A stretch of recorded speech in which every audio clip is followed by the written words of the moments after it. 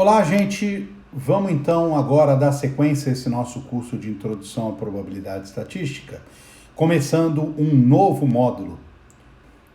Nesse módulo nós vamos tratar então agora do assunto de variáveis aleatórias. O primeiro módulo foi dedicado a definições básicas da teoria de probabilidade e agora a gente vai dar sequência nesse assunto que deve ser novo para grande parte de vocês, se não para todo mundo.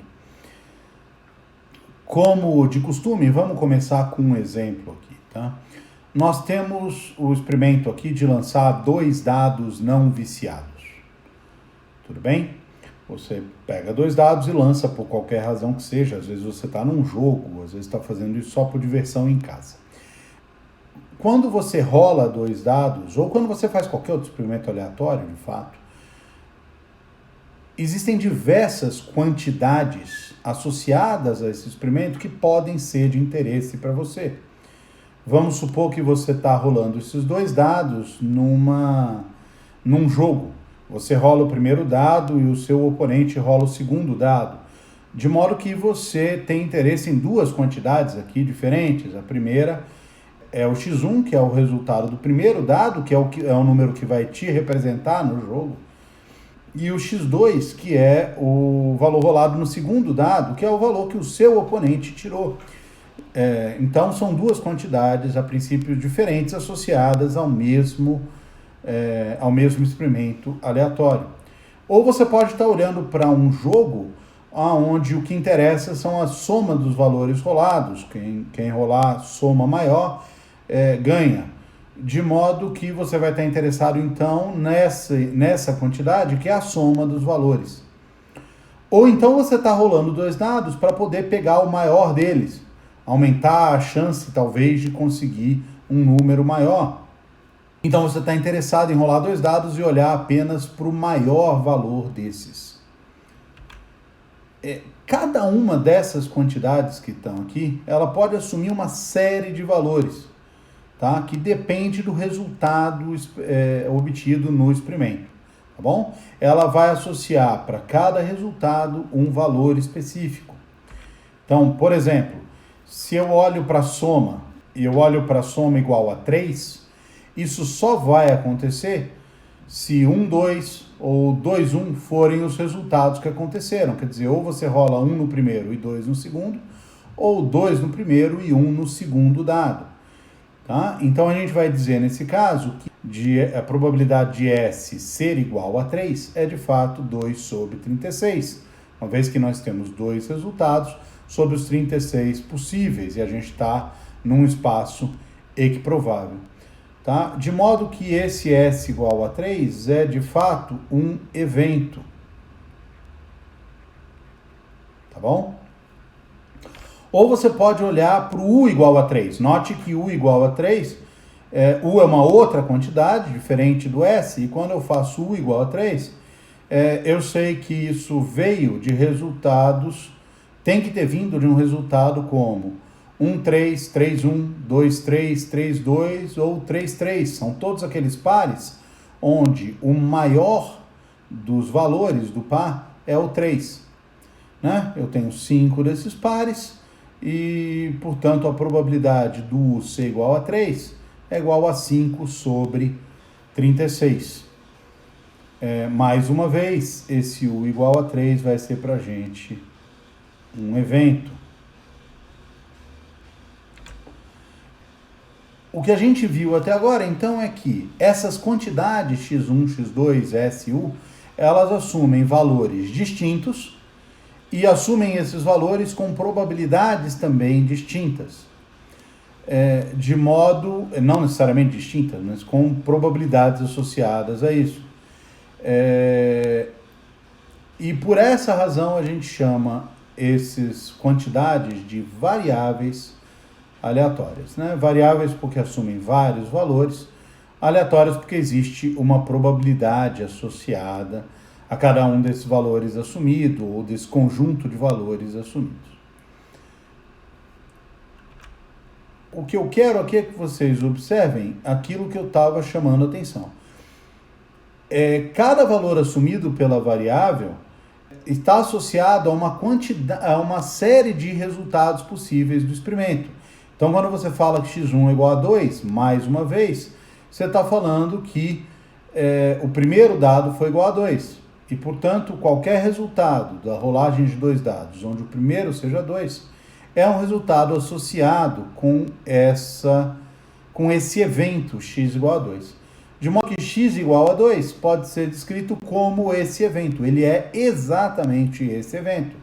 2,1, 2,2, 2,3, 2,4, 2,5, 2,6 são todos os resultados onde o primeiro valor é igual a 2.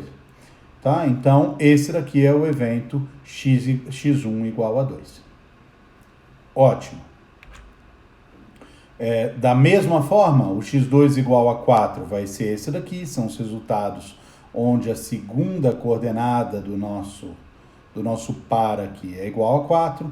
Ou S maior ou igual a 10, são todos aqueles que a soma é maior ou igual a 10. Então, 4 e 6 dá 10, 6 e 4 dá 10, 5 e 5 dá 10, 5 e 6 é 11, que é maior, 6 e 5 dá 11, que é maior, 6 e 6 dá 12, que é maior, e não tem mais ninguém, né? U menor do que 3, U, lembrando, é o maior dos dois valores. Eu quero que U seja menor do que 3, em outras palavras, U tem que ser 1 ou 2. Então, esses daqui são os resultados onde isso daqui acontece. Tá bom? De modo que essa notação que a gente está usando aqui é uma notação de evento. Isso daqui tem que ser tratado e pensado como um evento. E nós vamos associar a eles uma probabilidade. Eu quero agora ser um pouquinho mais formal e olhar de maneira um pouco mais cuidadosa porque a gente está chamando de variável aleatória, tá? E eu quero que vocês percebam que o que essa variável aleatória está fazendo é pegar o nosso espaço amostral, que é o S, está cheio de resultadinhos aqui, tudo bem? E ela está associando para cada um desses resultados um valor real. Então, isso aqui é a reta real, tá bom ou não? Isso aqui é a reta dos números reais. Então, ele está pegando cada um desses daqui e levando para um ponto da reta.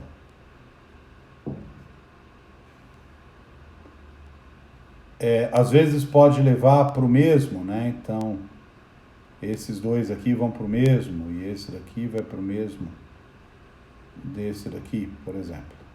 Tá? Então, aqui tem um, aqui tem outro, aqui tem outro e aqui tem outro. E quem faz isso daqui, quem está fazendo isso daqui é uma variável que eu vou chamar de x, por exemplo.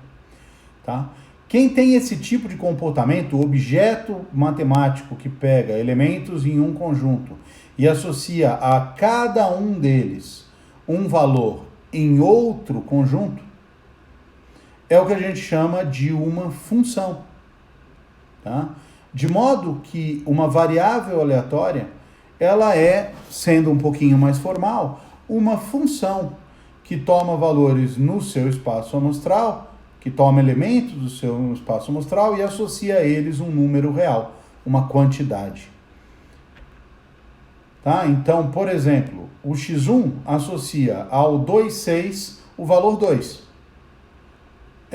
E ao 4,3 o valor 4, porque o x1 olha para o primeiro, né? Ele quer saber o valor do primeiro resultado. Então, se você tirou 2 do primeiro e 6 no segundo, o primeiro foi 2. Tá? Isso vai ter uma maneira da gente escrever, que é a mesma aquela de funções, quer dizer, x1 de 2,6 é de fato igual a 2, enquanto x1 de 4,3 é igual a 4. Então, e se eu pegar o x1 de 3,1, por exemplo, como eu coloquei aqui, isso vai ser igual a 3, porque é o valor do primeiro dado. Assim, o que eu posso escrever é que essa é uma maneira boa da gente denotar de maneira geral esses eventos com qual a gente vai trabalhar, é que x1 igual a 3, tá? É um evento que é formado por todos os resultados W aqui do nosso espaço amostral, para o qual x1 de W, então o valor de x1 associado a esse resultado individual é igual a 3. x1 maior que 3 é todos os resultados do espaço amostral onde x1 desse resultado é maior do que 3. Note, portanto, que isso aqui é formado por elementos do espaço amostral, de modo que isso daqui está contido no espaço amostral. Isso aqui está contido no espaço amostral.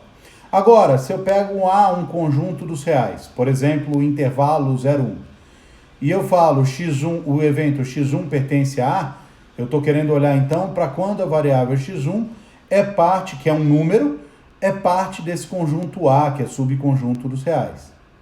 Isso vai acontecer para todo resultado de S, tal que o x1 associado ao ômega esteja dentro do A. Tá? Mais uma vez, isso daqui é um conjunto de elementos de S e, portanto, isso daqui é um evento contido em S.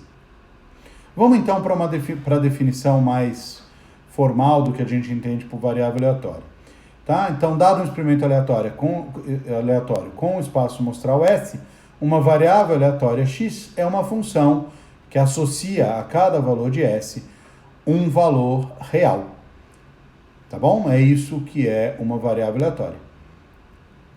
A gente costuma representar variáveis aleatórias por letras maiúsculas, x, y, z e t, e a gente deixa as minúsculas para as variáveis normais, né? Para as constantes e para as coisas normais que a gente já usa elas na matemática. Tá? Frequentemente, a gente vai reduzir esse nome aqui, variável aleatória, e notar isso daqui só por VA, tá bom? Então, se você vê escrito por aí V.A, o que a gente está querendo dizer nesse curso é variável aleatória. É só uma maneira de simplificar isso, tá bom? Vamos ver um exemplo então. Considere o experimento de lançar 3 moedas não viciadas. Seja N o total de caras encontradas. N, então, é o experimento aleatório. N, perdão, é a variável aleatória que representa aqui, nesse experimento, o total de caras encontradas. Eu quero calcular aqui a probabilidade de N ser igual a K para cada K entre 0 e 3. Tá? Lembra, vendo aqui como você está rolando 3 moedas não viciadas, um total de caras pode ser 0, 1, 2 ou 3. E por isso eu quero essas probabilidades. Tá? Lembrando, como é que é o nosso espaço amostral, né? O nosso espaço amostral, ele vai ser esse trio aqui, né? Esse conjunto de trios aqui do tipo cara, cara, cara, cara, cara, coroa, cara, coroa, cara, e assim por diante, né? Até o coroa, coroa, coroa. De modo que o total de elementos nesse espaço amostral, isso vai ser importante porque, gente, porque a gente está com essa hipótese das moedas serem não viciadas, ou das moedas serem não viciadas, e, portanto, a gente está aqui diante de um espaço equiprovável, né? Então, o total de elementos vai ser importante. E aqui, como nós temos 3 coordenadas para cada resultado, cada uma delas podendo assumir 2 valores, o total de elementos é 2 ao cubo, que é igual a 8, né? Quem é o evento n igual a 0? N igual a 0 é o evento onde 0 caras foram observados.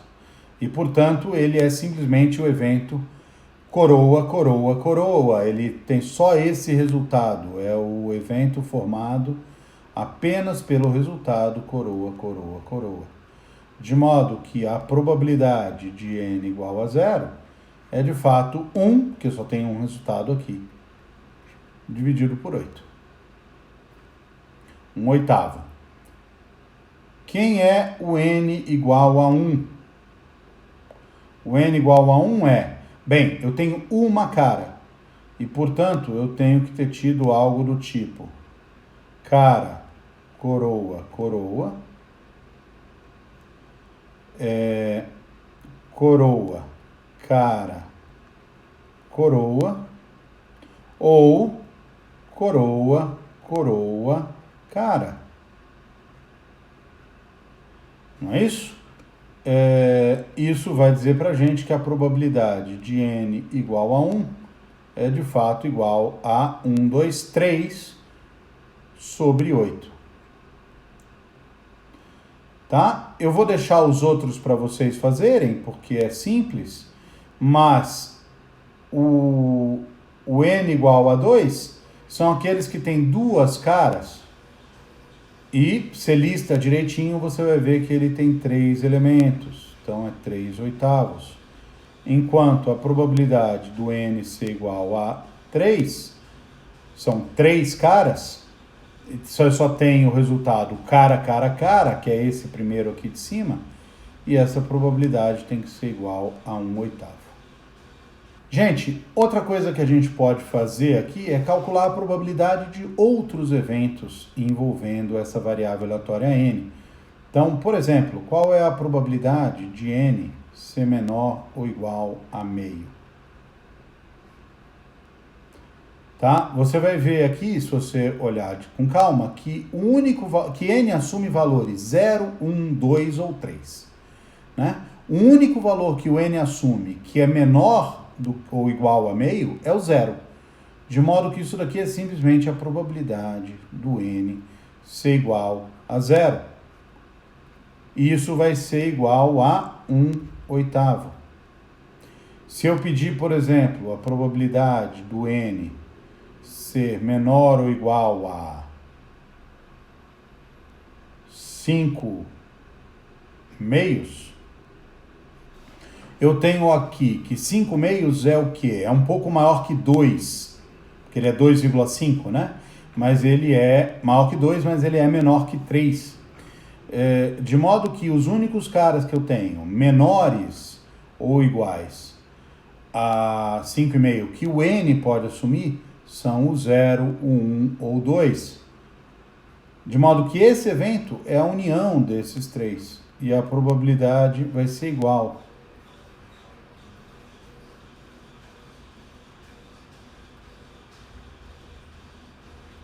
mais a probabilidade de n igual a 2. Lembrando, esses três eventos aqui são mutuamente exclusivos, né? E por isso a probabilidade da união é a soma das probabilidades. Isso vai ser igual, é só vocês fazerem a conta, igual a 7 oitavos. Ótimo. Eu vou tentar fazer, inclusive, isso para qualquer x. Vamos ver se a gente consegue acompanhar. Quem é a probabilidade do n ser menor ou igual a x? Tá? Vamos lá. Vai depender desse x, né? A gente já viu aqui, se o x é igual a meio, a probabilidade é 1 oitavo.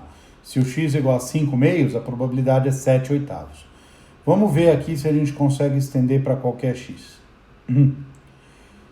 Gente, se eu pego um x menor do que 0, não existe nenhum valor que o n pode assumir que é menor ou igual a x, porque não tem nenhum valor que o x assume que é menor do que 0. Então, a probabilidade de n ser menor ou igual a x é igual a 0, sempre que o x for menor do que o 0. Vamos agora pegar um x que esteja entre 0 e 1.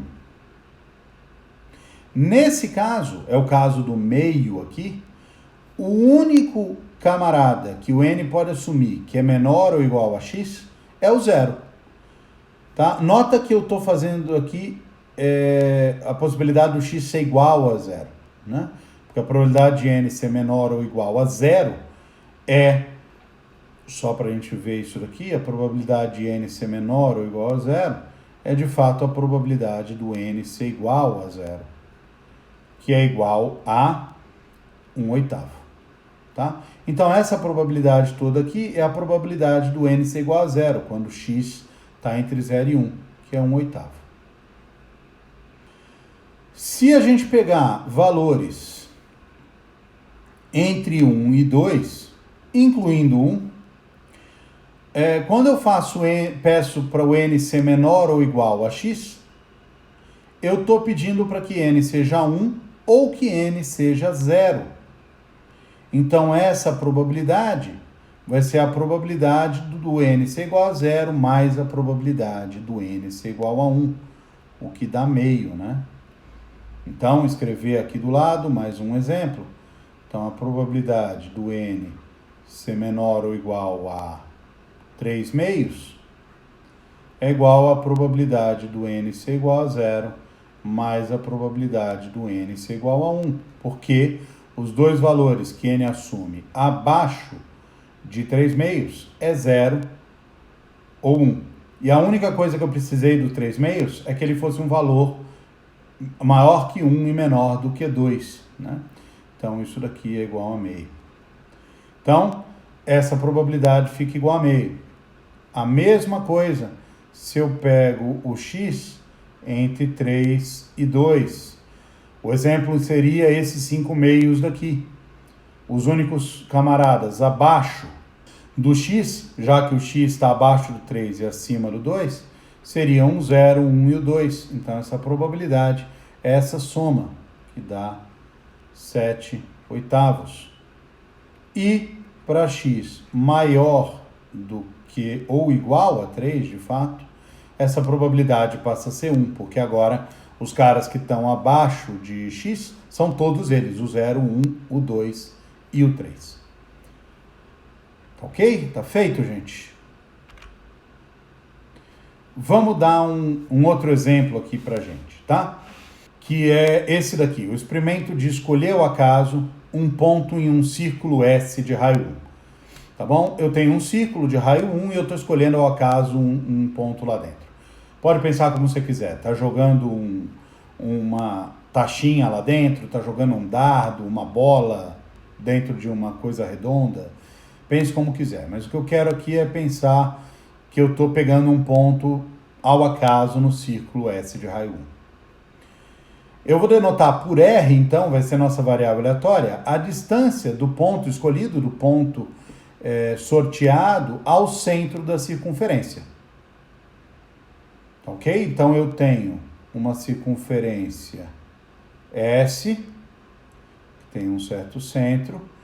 Eu vou sortear um ponto aqui no meio, esse em vermelho, e essa distância daqui vai ser o que eu vou chamar de R. Vamos supor que a probabilidade do ponto observado está numa região K de S é de fato a área de K dividido pela área de S, ou a área de K sobre π, uma vez que S tem raio 1, a área de S é igual a π, né? Eu quero calcular a probabilidade de R ser menor a Rzinho para qualquer Rzinho entre 0 e 1. Gente, isso não é muito difícil, uma vez que para a gente conseguir que o R seja menor ou igual a Rzinho, o que eu preciso fazer é delimitar aqui dentro uma outra circunferência de mesmo centro de S e de raio Rzinho. Vou até colocar em outra cor aqui, de raio Rzinho. Então, isso aqui vai ser o raio Rzinho. E esse daqui vai ser o raio 1 da circunferência inteira. Tá? Chama isso daqui de KR, por exemplo. KRzinho. Então, a probabilidade de R ser menor ou igual a Rzinho é simplesmente a probabilidade de eu observar um ponto dentro de KR. E a gente já definiu aqui quem é. Isso é a área de KR sobre π. De modo que para R pertencente a 0,1, a probabilidade do raio ser menor ou igual a esse Rzinho é igual a quem? Bem, A área de K é πr ao quadrado, dividido por π, vai dar r ao quadrado. E está resolvido aqui para a gente. Então, está aqui a ilustração disso que eu acabei de dizer para vocês. Eu tenho esse espaço amostral, S, tá bom? E esse KR é a região, tal que se eu sortear um ponto aqui dentro, por exemplo, esse, a distância aqui vai ser menor ou igual que R. E é isso aí. Mais um exemplo, vamos lá. Vamos considerar esse experimento aleatório de lançar um dado não viciado. Eu vou repetir esse experimento de maneira independente até que o número 6 seja observado pela primeira vez. A gente vai chamar de X o total de lançamentos que foram realizados até a gente conseguir observar o 6 pela primeira vez. E a gente quer calcular a probabilidade de X ser igual a K para cada um dos valores K igual a 1, 2, 3, 4, 5. Nota que o X só pode assumir esses valores, né? Eu preciso de pelo menos um lançamento, mas pode ser 2, podem ser 3, pode ser 4 e de fato vai-se embora. Qualquer número inteiro positivo pode ser o resultado aí para esse X, né? Para a gente entender isso aqui direitinho, vamos aqui definir uns eventos, tá? Eu vou definir como A1 o evento, o primeiro dado foi diferente de 6. Então, o primeiro dado que eu lancei foi diferente de 6. O evento A2 vai ser o segundo dado foi diferente de 6. O evento A3, vocês já entenderam a lógica aqui, o terceiro dado foi diferente de 6. E assim vai, né? O que eu quero agora é escrever os diversos eventos da variável x, assumindo isso daí. Mas antes de fazer isso, eu quero que vocês percebam uma coisa. Quando eu estou lançando o 10º dado, que seja o primeiro, o segundo, o terceiro, não interessa, eu estou lançando um dado e ele é não viciado. De modo que a probabilidade de eu observar um número diferente de 6 em qualquer um dos lançamentos é 5/6. Então, a probabilidade do AK é igual a 5/6. Para todo K. Para qualquer K, 1, 2, 3, essa probabilidade é igual a 5/6. Mais do que isso, os eventos A1, A2, A3 são independentes. Como que eu sei isso? Está escrito, né? Aqui, ó. Independentes. Repetições independentes desse experimento são realizadas. Então, como esse evento depende da primeira repetição, esse daqui da segunda, esse da terceira, esse conjunto de eventos é independente, são eventos independentes entre si. Tá? Vamos lá. Agora, vamos escrever quem a gente quer. Por exemplo, quem é o x igual a 1? X igual a 1 é o evento onde eu tirei 6 no primeiro dado, porque o 6 é o valor que eu estou esperando. Se eu tirei ele no primeiro dado, eu precisei só de um lançamento e parei o meu experimento, de modo que isso daqui é o A1 complementar. O A1 é o dado diferente de 6, então o complementar é o dado igual a 6. Quem é o x1 igual a 2, gente? x1 igual a 2 a gente precisou de 2 lançamentos, quer dizer, o primeiro lançamento deu um número diferente de 6, que é o A1, e o segundo lançamento, então a interseção, o segundo lançamento foi igual a 6, então A2 complementar. Se eu olho para x igual a 3, eu estou olhando para A1 interseção A2 interseção A3 complementar. Por que isso? Porque x igual a 3 significa que eu precisei de 3 lançamentos. O que também significa que os dois primeiros foram diferentes de 6, enquanto o último foi igual a 6. Com isso, a gente consegue calcular o que a gente quer. Quer dizer, a probabilidade do x ser igual a 1 é a probabilidade do A1 complementar, que é igual a 1/6, né? Porque é a probabilidade de eu rolar 6 no dado.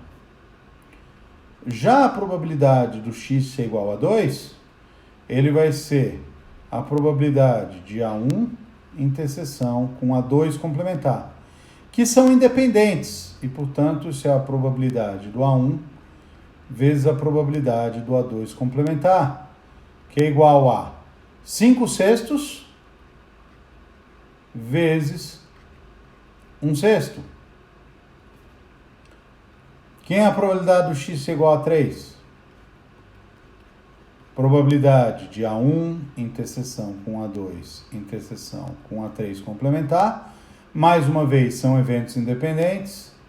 Então, isso é o P de A1 vezes o P de A2 vezes o P de A3 complementar. Isso vai dar o que igual ao quê? 5/6 é a probabilidade do A1 e do A2. Então, é 5/6 vezes 5/6, que dá 5/6. Cá, ele vai ser a probabilidade de A1 inter AK menos 1, porque eu tive K menos 1 lançamentos diferentes de 6, e finalmente o último, o késimo lançamento é igual a 6. Isso vai ser simplesmente igual a 5/6 elevado a K menos 1 vezes 1/6. E está resolvido o nosso problema. Gente, eu quero então agora classificar rapidamente essas variáveis aleatórias para a gente, tá bom? Essa classificação que a gente vai fazer, ela não é a única forma de classificar, etc., e ela nem é compreensiva no sentido de que ela não agrupa todos os tipos de variável, mas ela fala dos mais importantes, tá? Então, nós vamos dividir as variáveis, que é o que vai interessar para esse curso específico, em dois tipos. Primeiro são as variáveis aleatórias discretas. Essas vão ser as variáveis que assumem valores num conjunto que é finito ou enumerável. Para quem não conhece o termo enumerável, um conjunto é enumerável se ele pode ser enumerado. Significa que eu posso listar os elementos dessa forma: x1, x2, x3, x4, x5. Por exemplo, os números inteiros são enumeráveis, os números naturais são enumeráveis. Os números reais não são enumeráveis. Intervalos de números reais não são enumeráveis em geral. Tá? Então, uma variável aleatória discreta, ela assume valores em conjuntos desse tipo. Ou finitos, n elementos aqui, ou enumeráveis, conjuntos que eu consigo ordenar assim e listar dessa forma, tá bom? O outro tipo de variável aleatória contínua de variável aleatória são as contínuas, tá? Ao contrário das discretas, as contínuas vão assumir valores em algum intervalo dos reais, tá? Se ela for uma variável aleatória contínua, então o conjunto de valores assumidos por ela vai ser alguma coisa tipo os reais, um intervalo como AB, né, com A menor que B, ou o A maior, todos os números maiores ou iguais a A, que é o intervalo do A até mais infinito. Qualquer coisa similar, pode abrir, pode fechar algum das extremidades, etc. Ou pode unir intervalos, por exemplo, tá? Mas esse tipo, de modo geral, assumindo valores em intervalos, é o que a gente chama de uma variável aleatória contínua, tá bom? Ela precisa mais do que isso para ser contínua, que não pode existir valores reais para o qual essa probabilidade x igual a seja positiva. Essa condição ainda é bem obscura e causa um pouco de confusão agora. De modo que a gente vai deixar para definir variável aleatória contínua de maneira decente lá no módulo de variável aleatória contínua, que não é agora, ainda tem um tempinho até a gente chegar lá. Tá? Para esses exemplos que a gente vai fazer aqui, essa coisa do assumir valor em intervalos vai ser mais ou menos, eu acho que o suficiente. Tá bom? Essa é a observação que eu queria fazer, que essa definição de variáveis aleatórias contínuas não está completa. Tá? Ela vai ser suficiente para os propósitos desse módulo, mas nem de longe ela está completa. A gente vai ter um módulo dedicado só a variáveis aleatórias contínuas e a gente vai tratar disso com mais precisão lá. Por enquanto, a gente fica dessa forma mesmo, tá? Vamos dar uns exemplos básicos aqui de variáveis aleatórias discretas. O primeiro é quando a gente lança uma moeda N vezes. Tá? A quantidade de resultados possíveis, por maior que seja, é finito, né? Eu tenho para a primeira moeda 2 resultados, para a segunda moeda 2 resultados, e assim vai. Então eu tenho 2 elevado a N resultados possíveis aqui. E a variável aleatória discreta N, que conta o total de vezes que a gente observa a coroa, por exemplo, ela é discreta, porque N assume um valor entre 0 e esse Nzinho daqui. Então, se eu lanço 20 moedas, N assume valor entre 0 e 20. O experimento de monitorar todas as solicitações de chamadas que passam por uma torre de celular. A variável aleatória X, que vai contar o total de chamadas que foram completadas, é uma variável aleatória discreta. Tá? Se eu repetir um certo experimento até que um evento A seja observado, é o que a gente fez naquele exemplo do dado, repetir até que tire o 6.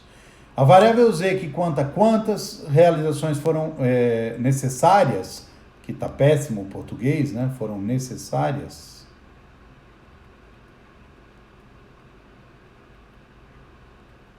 É uma variável aleatória discreta também, tá bom? Porque ela assume valores 1, 2, 3, 4, como o exemplo que a gente viu.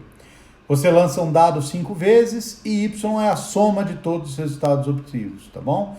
Isso também é uma variável aleatória discreta, tá? Assume valores maiores iguais a 6, menores iguais a 30, mas só valores inteiros. 6, 7, 8, 9, 10, até o 30.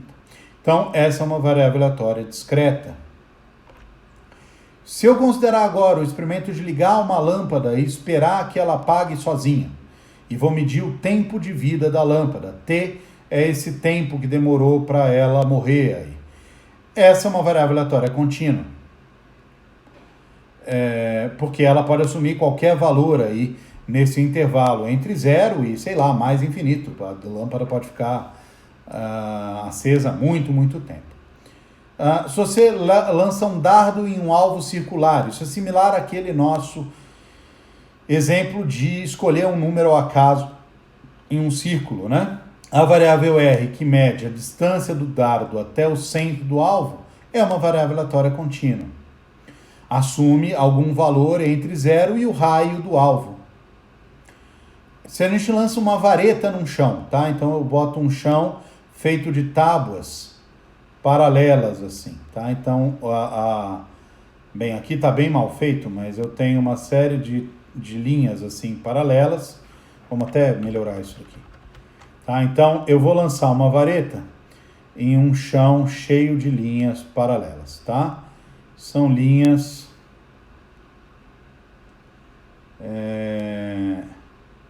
São tábuas, né, corridas, que formam... Isso aqui são as junções entre as tábuas, né? E aí eu simplesmente solto uma vareta aí nesse meio. Por exemplo, é uma vareta assim, desse tamanho, tá? Eu solto ela, eu jogo ela no chão. Ela vai cair em qualquer ângulo que eu puder aqui. Então, se eu olho para esse ângulo daqui de Z, tá bom? Esse ângulo Z é uma variável aleatória contínua. Ele assume qualquer coisa entre 0 e π, tá? qualquer coisa entre 0 e 180 graus, de modo que ele é uma variável aleatória contínua. Outro exemplo, eu voltando aqui para aquele experimento que a gente deu aqui no slide anterior, eu tenho monitorando as solicitações de chamadas que passam por uma torre de celular. E eu meço o tempo que demora entre duas ligações, tá? Então, por exemplo, eu meço quanto tempo demora para chegar à primeira ligação, ou quanto tempo demora entre a primeira e a segunda solicitação de chamada. Essas variáveis são todas variáveis aleatórias contínuas. Ótimo. Só para terminar agora, gente, eu quero fazer uma observação bem rápida. Mais uma vez, nem toda variável aleatória pode ser classificada como discreta ou contínua. Tem várias dessas variáveis que são, de fato, combinação desses dois tipos. Nós não vamos entrar nesses detalhes, talvez em um ou outro exemplo, mas eu acho que nem isso, porque não vai ser muito importante aqui para a gente. Tá? No entanto, grande parte das variáveis, quer dizer, por mais que existam essas variáveis que são combinações, grande parte das variáveis que aparecem em aplicações práticas, elas são no final do dia ou discretas ou contínuas, e por vezes uma combinação das duas. De modo que essa classificação de contínua e discreta, ela realmente abrange quase tudo que a gente precisa, ou tudo que a gente precisa, em aplicações práticas dela, tá? Como as duas têm maneiras muito diferentes de serem estudadas, aqui nesse curso vocês vão ver isso, nós separamos e classificamos dessa forma, tá? E nós vamos ficar com elas mesmo. Tá bom, gente? Então vamos lá, eu vou dar para vocês um pequeno exercício, tá? Que é esse daqui. Eu vou considerar o experimento de lançar uma moeda não viciada, tá? E vou definir por M a variável aleatória que assume 1 se o lançamento foi cara e 0 se o lançamento foi coroa, tá? Tá ok? Você pode pensar que M está contando a quantidade de caras. Como se lançou uma moeda, ou é 0 caras ou é uma cara. Eu quero que vocês calculem para cada X pertencente aos reais essa probabilidade de M ser menor ou igual a X.